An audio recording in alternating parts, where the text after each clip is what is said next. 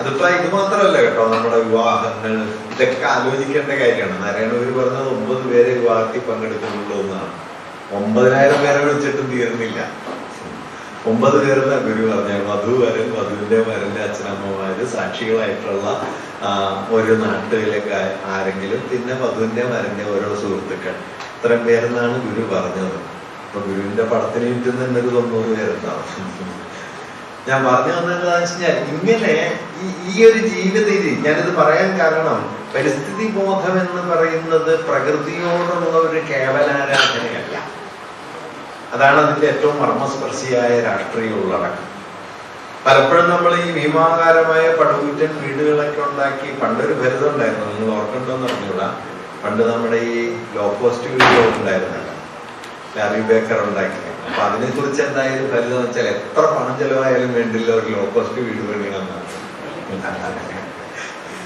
കാരണം ഇതൊരു കാഴ്ച വസ്തുവാണ്, അല്ലാതെ ഒരു മൂല്യമല്ല.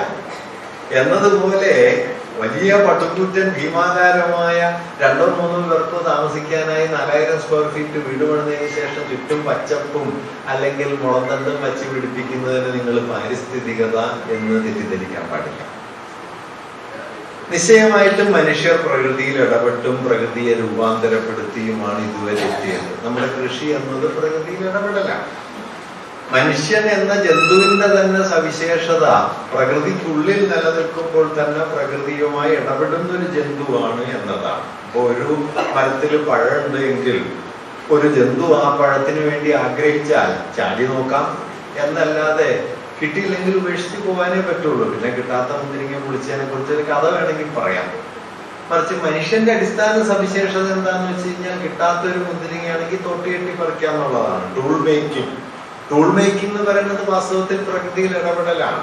അതുകൊണ്ട് പ്രകൃതിയിൽ ഇടപെടുന്നു എന്നുള്ളത് മാനുഷികതയുടെ ഒരു അടിസ്ഥാന സ്വഭാവമാണ് എന്നതൊരു വസ്തുതയായിരിക്കെ തന്നെ ഈ ഇടപെടലിന്റെ തോതും തരവും എന്താകണം എന്നതും വളരെ പ്രധാനപ്പെട്ട കാര്യം.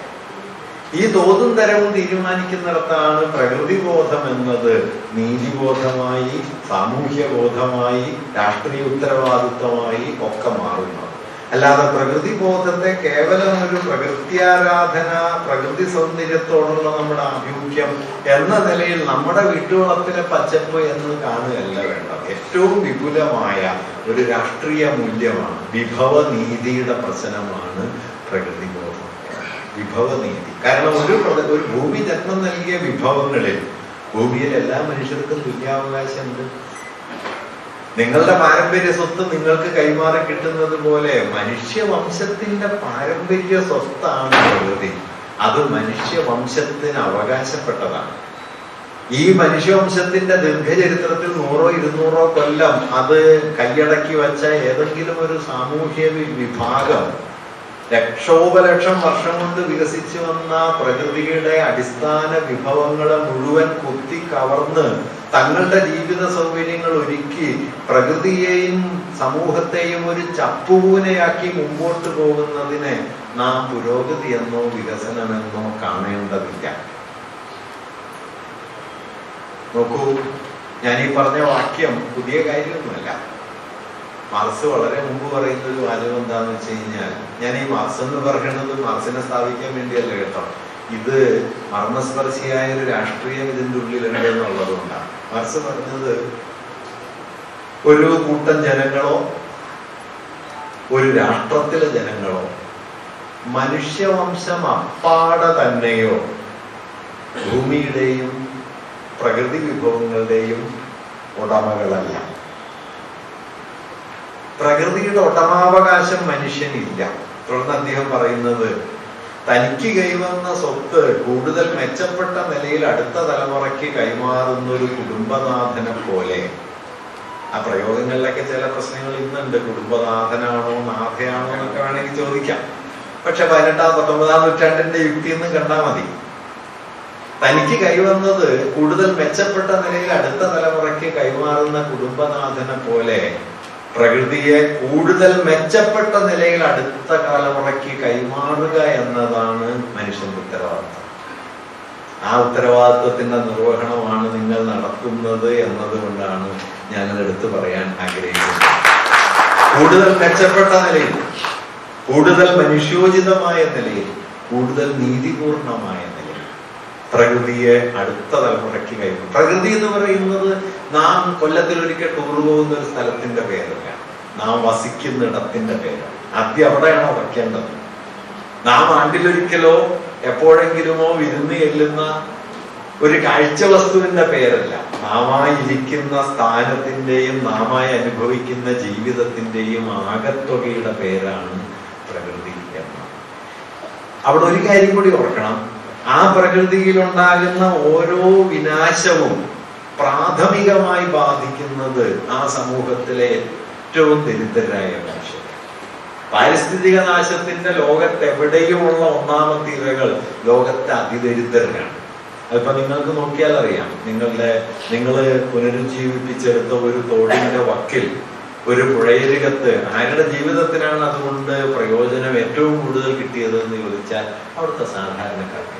കാരണം അവർക്ക് കുടിവെള്ളം കിട്ടുന്നുണ്ടാവും, അല്ലെങ്കിൽ 1 കിലോമീറ്റർ അപ്പുറത്തെ ഒരു ടാപ്പിന് മുമ്പിൽ ക്യൂ നിന്ന് എടുക്കേണ്ട കുടിവെള്ളം തങ്ങളുടെ കിണറിൽ നിന്ന് കിട്ടുന്ന സ്ഥിതി ഇതുകൊണ്ടുണ്ട്. ഇത് വാസ്തവത്തിൽ ലോകത്തെ ഏറ്റവും കൂടുതൽ വിനാശകരമായി കഴിഞ്ഞ 2 നൂറ്റാണ്ട് കൊണ്ട് ബാധിച്ച ഒരു കാര്യം പ്രകൃതിയുടെ ഘടനയിലുണ്ടായ പരിവർത്തനങ്ങളാണ്. അത് ഏതോ ഒരു വിദൂര പ്രശ്നമാണ് എന്നാണ് നാം കുറച്ചു കാലം മുമ്പ് വരെ കരുതിയിരുന്നത്. ബംഗ്ലാദേശിൽ കൊടുങ്കാറ്റടിക്കുന്നു എന്ന് പറയുമ്പോൾ ഇതൊന്നും ഇല്ലാത്തൊരു സുന്ദര ലോകത്തെ കുറിച്ച് നാം ഇങ്ങനെ മിഥ്യാഭിമാനത്തിൽ ജീവിച്ചിരുന്നു. ഇപ്പോ എന്താന്ന് വെച്ചാൽ ആണ്ടോടാണ്ട് പ്രളയമായി, ആണ്ടോടാണ്ട് വരൾച്ചയായി, ആണ്ടോടാണ്ട് അതിവർഷങ്ങളായി, നാം ഒരിക്കലും കേട്ടിട്ടില്ലാത്ത പ്രയോഗങ്ങളൊക്കെ വളരെ സ്വാഭാവികമായി. ഒരു 5 കൊല്ലം മുമ്പ് നിങ്ങൾ മേഘവിസ്ഫോടനം എന്ന് കേട്ടിട്ടുണ്ടോ? ഇപ്പൊ പക്ഷെ എല്ലാ കൊല്ലവും മേഘവിസ്ഫോടനം 3-4 എണ്ണം നമ്മുടെ പരിസരത്തുണ്ട്. 3000 സെന്റിമീറ്റർ മഴ പെയ്യുന്ന കേരളത്തിൽ ഒരു ദിവസം ഒരൊറ്റ പ്രദേശത്ത് 20 സെന്റിമീറ്റർ മഴ പെയ്യുന്നു. വയനാട് 57 സെന്റിമീറ്റർ മഴയാണ് മുണ്ടക്കയില് 2 ദിവസം കൊണ്ട് പെയ്തത്. ഇത് പ്രകൃതിയുടെ വെറും ഒരു താളം തെറ്റലല്ല. ഈ താളം തെറ്റലിന് ലോകവ്യാപകമായ സാമൂഹ്യ രാഷ്ട്രീയ തലങ്ങളുണ്ട്. ഞാൻ അത് മുഴുവനൊന്നും ഇവിടെ പറയല്ല, അത് മുഴുവൻ പറയേണ്ട ഒരു വേദിയും അല്ല ഇത്. എങ്കിലും ചില അടിസ്ഥാന മാറ്റങ്ങൾ ഉണ്ടായിക്കൊണ്ടിരിക്കുന്നു. ഇപ്പൊ ആഗോള താപനം എന്ന് പറയുന്നത് നമുക്കിനി തിരിച്ചു പിടിക്കാൻ കഴിയുമോ എന്നത് വാസ്തവത്തിൽ സംശയാസ്പദമാണ്. കഴിഞ്ഞ ഒരു 3 മാസം മുമ്പ് ഫ്രണ്ട് ലൈൻ ഇന്ത്യ അതിഭീമമായ ചൂടിലേക്ക് പോയ ഒരു സന്ദർഭത്തിൽ ഒരു ഇഷ്യൂ അതിനെ കേന്ദ്രീകരിച്ച് എഴുതിയിട്ടുണ്ടായി. നിങ്ങൾ ശ്രദ്ധിച്ചു അറിഞ്ഞുകൂടാ? കഴിഞ്ഞ മെയ് 29, 2024 മെയ് 29 ഡൽഹിയിലെ ടെമ്പറേച്ചർ 50 ഡിഗ്രി സെൽഷ്യസ് ആണ്. 51 ഡിഗ്രി സെൽഷ്യസ് ആണ് ഡൽഹിയിലെ ടെമ്പറേച്ചർ. കൃത്യം 1 മാസം കഴിഞ്ഞ് ജൂൺ 28 ഡൽഹിയിൽ പെയ്ത മഴ 20 സെന്റിമീറ്റർ. ഈ 51 ഡിഗ്രി സെൽഷ്യസ് ചൂടിൽ നിന്ന് 20 ഡിഗ്രി സെന്റിമീറ്റർ മഴയിലേക്ക് 1 മാസത്തിന്റെ അകലെയുള്ളൂ. 100 കൊല്ലത്തെ ഏറ്റവും ഉയർന്ന ചൂടാണ് ഡൽഹി കഴിഞ്ഞ മെയ് 29 അനുഭവിച്ചതെങ്കിൽ 78 കൊല്ലത്തെ ഏറ്റവും ഉയർന്ന മഴയാണ് ഈ 1 മാസത്തിന് ഇപ്പുറം. കാലാവസ്ഥയുടെ 2 അറ്റങ്ങളിലേക്ക്, എക്സ്ട്രീംസിലേക്ക് ഒരു രാജ്യം ചെന്നുപെടാനായിട്ട് 1 മാസത്തെ അകലം പോലും വേണ്ട എന്ന നിലയിൽ നമ്മുടെ കാലാവസ്ഥ താളം തെറ്റിക്കുന്നു. ഇതിപ്പോ നമ്മളായിട്ട് പരിഹരിക്കാൻ പറ്റുന്ന കാര്യമാണെന്ന് ചോദിച്ചാൽ ആവണമില്ല.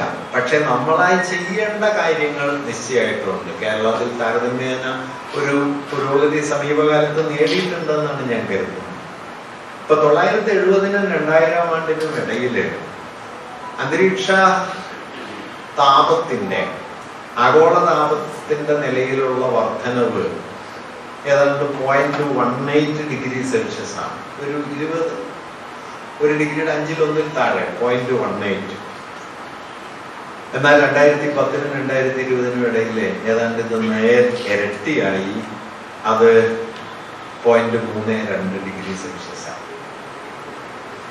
ആ ഫ്രണ്ട് ലൈൻ നിങ്ങൾ നോക്കിക്കഴിഞ്ഞാൽ അത് സമീപകാലത്തെ ധാരാളം ശാസ്ത്ര ഗവേഷണങ്ങളുടെ വിവരങ്ങൾ അതില് നൽകിയിട്ടുണ്ട്. അതിലവർ സൂചിപ്പിക്കുന്ന ഒരു കാര്യം, 1950-നും 2020-നും ഇടയില് ഇന്ത്യൻ മഹാസമുദ്രത്തിലെ താപനിലയിൽ 1.2 ഡിഗ്രി സെൽഷ്യസിന്റെ വർധനവാണ് ഉണ്ടായത്. ഇപ്പോഴത്തെ നിലയിലുള്ള കാർബൺ എമിഷൻ തുടരുകയാണെങ്കിൽ, എക്സ്ട്രീം എമിഷനാണ് ഇപ്പൊ നടക്കുന്നത്. അത് എക്സ്ട്രീം എമിഷൻ എന്ന് പറഞ്ഞു കഴിഞ്ഞാൽ 2000 ആണ്ടില് 1990-ൽ അന്തരീക്ഷ വായുവിലേക്ക് വിക്ഷേപിക്കപ്പെടുന്നത് 3500 കോടി ടൺ കാർബൺ ആയിരുന്നുവെങ്കിൽ, കാർബൺ ഡൈ ഓക്സൈഡ് ആയിരുന്നുവെങ്കിൽ, ഇപ്പൊ അന്തരീക്ഷ വായുവിലേക്ക് വിക്ഷേപിക്കപ്പെടുന്നത് 6000 കോടി ടൺ കാർബൺ ഡൈ ഓക്സൈഡ് ആയി. 3500-ൽ നിന്ന് ഏതാണ്ട് 30 കൊല്ലം കൊണ്ട് നേരെ ഇരട്ടിയായി. 90-കളിൽ നമ്മൾ ക്യോട്ടോ ഉടമ്പടിയിലേക്ക് പോയിട്ടില്ല. 96-ലാണ് ക്യോട്ടോ പ്രോട്ടോക്കോളിനെ കുറിച്ചുള്ള ആലോചനകൾ വന്നത്. അന്തരീക്ഷ വായുവിലേക്കുള്ള കാർബൺ എമിഷൻ 2010 ആകുമ്പോഴേക്കും 96-ന്റെ നിലവാരത്തിലേക്ക് താഴ്ത്തിക്കൊണ്ടുവരികയും പിന്നെ അതിന്റെ പകുതിയിലേക്ക് താഴ്ത്തണമെന്ന പ്രഖ്യാപനത്തോടെയാണ് ക്യോട്ടോ ഉടമ്പടി ആരംഭിച്ചത്. ഇപ്പോ 1990-ലെ 3500 കോടി ടൺ എന്നതിൽ നിന്ന് ഏതാണ്ട് 6000 കോടി ടണ്ണിലേക്ക് നമ്മുടെ അന്തരീക്ഷ വായുവിലെ കാർബൺ ഡൈ ഓക്സൈഡിന്റെ വ്യാപനം വർദ്ധിച്ചിരിക്കുന്നു. അതുകൊണ്ട് ഇത് റിവേഴ്സബിൾ ആണോ, ഇനി ഇറിവേഴ്സിബിൾ ആയ ഒന്നായി കഴിഞ്ഞോ എന്ന് ശാസ്ത്രലോകവും സമൂഹവും ഒക്കെ ആശങ്കപ്പെടുന്നുണ്ട്. ഇങ്ങനെയൊന്നും ഇല്ലാന്ന് ഇപ്പോഴും വിശ്വസിക്കുന്ന ആളുകൾ കണ്ടിട്ടോ, ഒരു നിവൃത്തിയില്ല. അപ്പൊ ട്രംപ് അങ്ങനെ ഒരാളാണ്. മുമ്പ് പറഞ്ഞു ഇത് മുഴുവൻ പാശ്ചാത്യ ജീവിത രീതിക്കെതിരെ നടത്തുന്ന ഗൂഢാലോചനയാണ് എന്നാണ് ട്രംപിന്റെ അടിസ്ഥാന വിശ്വാസം. ആഗോളതാപനം ഇല്ലാത്തൊരു കാര്യമാണെന്നാണ് മൂപ്പര് പറയുന്നത്. നമുക്ക് എന്ത് ചെയ്യാൻ പറ്റും? നമ്മുടെ ഒരു ദൗർഭാഗ്യം എന്താന്ന് വെച്ചാൽ, അങ്ങനെ ഒരാളൊക്കെ ലോകത്തെ ഏറ്റവും വലിയ രാജ്യത്തിന്റെ പ്രസിഡന്റായി തീരാം എന്നതാണ് ഈ ലോകം ചെന്നുവിട്ട വലിയൊരു ക്രൈസിസ്. ഒരാൾക്ക് വിവേകമില്ല, സാമൂഹ്യ ബോധമില്ല എന്നത് നമുക്കിപ്പോ തടയാൻ നിവൃത്തിയൊന്നുമില്ല. പക്ഷെ അയാൾ പ്രസിഡന്റ് ആയി കഴിഞ്ഞ് കഴിഞ്ഞാൽ വലിയ പ്രയാസം. ആ നിലയിലേക്ക് ലോകം പോകുന്നു. നമ്മുടെ നാട്ടിലും ചിലരൊക്കെ ഇതൊന്നും ഒരു പ്രശ്നമേ അല്ല എന്ന് കരുതുന്നുണ്ട്. വാസ്തവത്തിൽ മാറി വരുന്ന ലോകത്തിന്റെ ഘടനയെ കാണാൻ അവർക്ക് കഴിയുന്നില്ല എന്ന് മാത്രമേ ഞാൻ പറയൂ. അതുകൊണ്ടാണ് ഞാൻ നേരത്തെ 19-ാം നൂറ്റാണ്ടിന്റെ പകുതിയിൽ ഇപ്പൊ മാർക്സ് ക്യാപിറ്റലിൽ എഴുതിയ ഒരു വാക്യം എന്താന്ന് വെച്ചാൽ, മുതലാളിത്ത കൃഷി തൊഴിലാളിയുടെ അധ്വാനത്തെ എന്ന പോലെ എല്ലാ വിഭവങ്ങളുടെയും സ്രോതസ്സായ പ്രകൃതിയെയും അടിതൊരന്നില്ലാതാക്കും. മുതലാളിത്ത വളർച്ച തൊഴിലാളിയുടെ അധ്വാനത്തെ മാത്രം ചൂഷണം ചെയ്ത് അവസാനിക്കുന്ന ഒന്നല്ല. മാർക്സിന്റെ പ്രയോഗമാണ് എല്ലാ വിഭവങ്ങളുടെയും സ്രോതസ്സായ പ്രകൃതി. മാർക്സ് അദ്ദേഹത്തിന്റെ ജീവിതത്തിൽ ഏറ്റവും അവസാനം എഴുതിയത് ജർമ്മൻ സോഷ്യൽ ഡെമോക്രാറ്റിക് പാർട്ടി അവരുടെ പാർട്ടി പ്രോഗ്രാം തയ്യാറാക്കി. ഗോധ പ്രോഗ്രാം എന്നാണ് അതിന്റെ പേര്. ആ പ്രോഗ്രാമിനെ വിമർശിച്ചുകൊണ്ട് മാർക്സ് എഴുതിയതും അദ്ദേഹത്തിന്റെ ജീവിതകാലത്ത് പ്രസിദ്ധീകരിക്കാതിരുന്നതും പിൽക്കാലത്ത് പ്രസിദ്ധീകരിച്ചതുമായ ഒന്നാണ് ക്രിട്ടിക് ഓഫ് ഗോധ പ്രോഗ്രാം. പരസ്യമായിട്ട് അദ്ദേഹത്തിന്റെ ജീവിതകാലത്ത് അത് പ്രസിദ്ധീകരിക്കേണ്ടായില്ല. പക്ഷെ പിന്നീട് അത് പുറത്തു വന്നു. അതിൽ മാർക്സ് ഉന്നയിച്ച ഏറ്റവും പ്രധാനപ്പെട്ട വിമർശനം എന്താണെന്നറിയോ? എല്ലാ വിഭവങ്ങളുടെയും സ്രോതസ് അധ്വാനമാണ്, തൊഴിലാളിയുടെ അധ്വാനമാണ് എന്നതിൽ വാദിക്കുന്നത്. സോഷ്യൽ ഡെമോക്രാറ്റ് അവിടുത്തെ സോഷ്യലിസ്റ്റ് മൂവ്മെന്റിന്റെ മാനിഫെസ്റ്റോ ആണ്, പാർട്ടി പ്രോഗ്രാം. എല്ലാ വിഭവങ്ങളുടെയും സ്രോതസ് അധ്വാനമാണ്. മാർക്സ് പറഞ്ഞത് അതൊരു അതിഭൗതികമാണ്. എല്ലാ വിഭവങ്ങളുടെയും സ്രോതസ് അധ്വാനമാണെന്ന് പറയുന്നത് അധ്വാനത്തിന് ഒരു അതിഭൗതിക പദവി കൽപ്പിച്ചു കൊടുക്കലാണ്. അധ്വാനമടക്കം എല്ലാ വിഭവങ്ങളുടെയും സ്രോതസ് പ്രകൃതിയാണ്. ഇത് കാണാതെ പോയിക്കൂടാ എന്ന് അദ്ദേഹം എഴുതുന്നത് 1883-ലാണ്. നമ്മൾ അത് കഴിഞ്ഞ് ഏതാണ്ട് 140 കൊല്ലം ഇപ്പോഴും മുമ്പോട്ട് പോകുന്നതിന് ശേഷവും പ്രകൃതി എന്ന് പറയുന്നത് ഒരു കാഴ്ച വസ്തുവാണ് എന്ന് കരുതുന്ന വിപരീത യുക്തിയിൽ നിന്ന് പുറത്തു കടന്നിട്ടില്ല. അതുകൊണ്ട് പ്രകൃതിയുടെ ഞാൻ ഇങ്ങനെ പറയുന്നത് നേരത്തെ പറഞ്ഞ മധ്യവർഗപരമായ ഉപരിവർഗപരമായ പ്രകൃതി ബോധത്തിന്റെ ഒരു തരത്തിലുള്ള സുഖശീതളിമയുടെ ഒരു പ്രകൃതി ബോധം ഉണ്ടല്ലോ. ഞാനതൊരു വലിയ കുറ്റായിട്ട് പറയല്ല, പക്ഷെ ഒരു സമൂഹത്തിന്റെ പ്രകൃതി സങ്കല്പം അങ്ങനെ ആയിക്കൂടാ. പ്രകൃതിയെ നിങ്ങൾക്ക് ആരാധിക്കാൻ പാകത്തിനല്ല മനുഷ്യര് പ്രകൃതിയിൽ ഇടപെട്ടത്, മറിച്ച് പ്രകൃതിയെ രൂപാന്തരപ്പെടുത്തിക്കൊണ്ടാണ്. പക്ഷെ ഈ രൂപാന്തരണത്തിന്റെ തോത് എന്താവണം?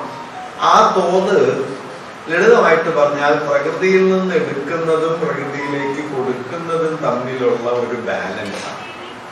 പ്രകൃതിയിൽ നിന്ന് നിങ്ങൾക്ക് പുഴയിൽ നിന്ന് മണൽ വാരാം, അതിൽ തെറ്റൊന്നുമില്ല. എത്രത്തോളം? വർഷാവർഷം പുഴയിലേക്ക് ഒഴുകി വരുന്നത്തോളം. എത്ര മണലാണോ ഒഴുകി വരുന്നത്, എല്ലാ കൊല്ലവും മലകളിൽ നിന്ന് മണലൊഴുകി വരും. ഒഴുകി വരുന്നതിന്റെ തോതനുസരിച്ച് നിങ്ങൾക്ക് എടുക്കാം. പക്ഷെ ഒരു വർഷം ഒഴുകി വരുന്നതിന്റെ 10-15 മടങ്ങ് ഒരു വർഷം വാരിയെടുക്കാൻ തീരുമാനിച്ചാൽ പിന്നെ പുഴ എന്ന് പറയുന്നത് കുറച്ച് കഴിയുമ്പോഴത്തേക്കും ഒരു ചെളിപ്പുണ്ടാവും. കേരളത്തിലെ പുഴകൾക്ക് സംഭവിച്ച അടിസ്ഥാനപരമായ മാറ്റങ്ങളിൽ ഒന്ന് ഇത് ഈ നിലയിലുള്ള കുത്തിക്കവരലിന്റെ വിഷയമായി തീരുകയും ശുദ്ധജലം ഒഴുകിയെത്തി അഴിമുഖങ്ങളില് വലിയ തോതിലുള്ള സവിശേഷമായ മത്സ്യപ്രജനന കേന്ദ്രങ്ങൾ വികസിച്ചു വരികയും ചെയ്തതിൽ നിന്ന് വലിയ മാറ്റമുണ്ട്. ഏതാണ്ട് 6% മാത്രം കടലോരമുള്ള കേരളത്തിൽ നിന്ന് ഇന്ത്യയിലെ മൊത്തം മത്സ്യസമ്പത്തിന്റെ 20-25% വരെ ഉൽപ്പാദിപ്പിച്ചിരുന്ന ഒരു സ്ഥിതിയിൽ നിന്ന് നമ്മുടെ മത്സ്യസമ്പത്ത് ഉൽപാദനം എത്രയോ പുറകോട്ട് പോയി എന്ന് നമുക്കറിയാം. കേരള തീരങ്ങളിൽ മാത്രം കണ്ടിരുന്ന എത്രയോ മത്സ്യ ഇനങ്ങൾ കേരള തീരത്ത് നിന്ന് അപ്രത്യക്ഷമായി എന്ന് നമുക്കറിയാം. എങ്കൽസ് പറഞ്ഞതാണ്, നിങ്ങൾ പുഴയിൽ നിന്ന് മണ്ണ് വാരുന്നു, പുഴ ചെളിക്കുണ്ടായിത്തീരുന്നു, ഒഴുകിയെത്തുന്ന ജലം ജീവാംശമുള്ള ഓക്സിജൻ വേണ്ടത്ര ലഭ്യതയുള്ള ജലത്തിന് പകരം കലങ്ങി മറിഞ്ഞ ചെളിവെള്ളമായി കടൽ തീരത്തേക്ക് എത്തുകയും അഴിമുഖങ്ങളൊക്കെ ആ നിലയിൽ രൂപാന്തരപ്പെടുകയും ചെയ്യുമ്പോൾ അവിടെ ഉണ്ടായിരുന്ന മത്സ്യസമ്പത്ത് വലിയ തോതിൽ അവിടെ വിട്ടുപോകുന്ന സ്ഥിതിയുണ്ടാകും. ഇതിങ്ങനൊരു ശൃംഖലയാണ്. ഈ ശൃംഖലയിൽ ഒരറ്റത്തുണ്ടാകുന്ന മുറിവ്, ഇവിടെ ബട്ടർഫ്ലൈ എഫക്ട് എന്ന് പറഞ്ഞല്ലോ, ഒരറ്റത്തുണ്ടാകുന്ന മുറിവ് അവിടെ അവസാനിക്കില്ല, അത് പല പ്രതലങ്ങളിലേക്ക് പടരും. ആ പടർച്ചയുടെ ഇപ്പൊ കേരളത്തിലെ സമുദ്രതീരങ്ങളിൽ മത്സ്യസമ്പത്ത് കുറഞ്ഞതിന്റെ ആദ്യത്തെ ഇര ആരാണ്? ആദ്യത്തെ ഇര കേരളത്തിലെ സമുദ്രതീരത്തെ ഏറ്റവും നിസ്വരായ ദരിദ്രരായ മത്സ്യത്തൊഴിലാളികൾ. അവരുടെ വിഭവത്തിലും അവരുടെ സമ്പത്തിലും അവരുടെ ഉപജീവനത്തിലുമാണ് അത് ഏറ്റവും ആഘാതം ഉണ്ടാക്കിയത്. മധ്യവർഗത്തിലും ഉപരിവർഗത്തിലും പെട്ട ആളുകൾ ഇപ്പോഴും നന്നായി മീൻ കഴിക്കുന്നുണ്ട്, പണം കൊടുത്ത് മീൻ വാങ്ങുന്നുണ്ട്. അവരുടെ ജീവിതത്തിന്റെ സൗകര്യങ്ങൾക്കൊന്നും കുറവൊന്നും വരുത്തിയിട്ടില്ല. അവർ കുറവൊന്നും വരുത്താതെ തന്നെ അവരുടെ ജീവിതം മുമ്പോട്ട് കൊണ്ടുപോകുന്നുണ്ട്. പക്ഷെ അടിസ്ഥാന കേരളത്തിലെ കർഷക തൊഴിലാളികളായി അവശേഷിക്കുന്നവരുടെ ജീവിത നിലവാരം എന്താണ്? എത്ര ദിവസം തൊഴിലെടുക്കാവുന്ന മട്ടിൽ കേരളത്തിലെ കാർഷിക വൃത്തി ഇപ്പൊ ബാക്കിയുണ്ട്? അപ്പൊ നിങ്ങൾ 5600 ഹെക്ടർ കൃഷിഭൂമി തിരിച്ചു പിടിച്ചു എന്ന് പറയുന്നത് ചെറിയ കാര്യമല്ല. 5600 ഹെക്ടർ കൃഷിഭൂമി എന്ന് പറയുന്നത് വെറും കൃഷിഭൂമിയല്ല, ആയിരക്കണക്കിന് ആളുകളുടെ തൊഴിൽ കൂടിയാണ്.